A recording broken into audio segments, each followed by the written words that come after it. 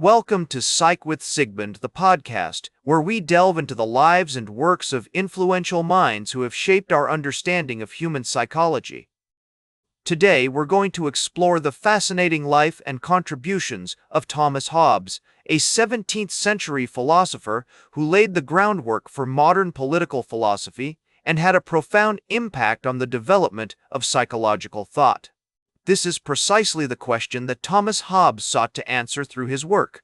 Born in 1588 in Malmesbury, England, Hobbes was a true Renaissance man, a philosopher, scientist, and scholar who was fascinated by human nature and behavior. Growing up, Hobbes was exposed to the tumultuous world of 17th century England, marked by civil war, political upheaval, and social change. His father, a vicar, abandoned his family when Thomas was just a boy, leaving him to be raised by his uncle. This early experience of instability and uncertainty may have influenced Hobbes's later views on human nature and the need for authority.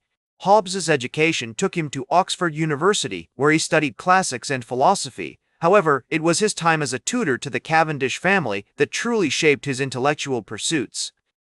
The Cavendishes were a prominent aristocratic family, and Hobbes traveled extensively with them throughout Europe, meeting influential thinkers and exposure to new ideas. One of the pivotal moments in Hobbes's life came when he met Galileo Galilei, the renowned Italian scientist. This encounter sparked Hobbes's interest in science and mathematics, which would later inform his philosophical views on human behavior. He also became acquainted with the works of ancient Greek philosophers, such as Aristotle and Plato, whose ideas on human nature and politics deeply influenced his own thought. His most famous work, Leviathan, published in 1651, is a comprehensive treatise on politics, philosophy, and human nature. In it, Hobbes presents his seminal idea of the social contract, which posits that individuals voluntarily surrender some of their natural rights to a central authority in exchange for protection and stability. Hobbes's vision of human nature was starkly pessimistic. He believed that, left to their own devices, humans would descend into chaos and violence, driven by their innate desires for power, security, and self-preservation. This state of nature, as he called it, is characterized by a war of all against all, where life is solitary, poor, nasty, brutish, and short. To escape this bleak scenario, Hobbes argued that humans must submit to a strong central authority, which he termed the Leviathan. This entity would maintain order, protect citizens from harm, and provide a framework for cooperation and social cohesion.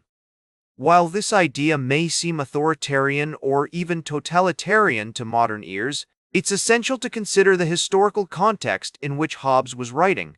Hobbes's work has had a lasting impact on psychology, particularly in the areas of social psychology and political philosophy. His ideas on the social contract have influenced thinkers such as John Locke, Jean-Jacques Rousseau, and Immanuel Kant, shaping modern conceptions of governance, morality, and human rights. In terms of research and legacy, Hobbes's work has been both praised and criticized by scholars across various fields.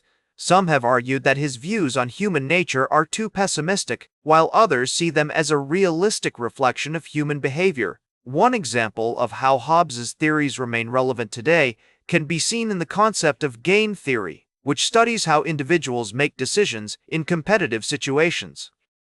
Game theorists often cite Hobbes's idea of the state of nature as a foundational concept for understanding human behavior in contexts where cooperation and conflict are present.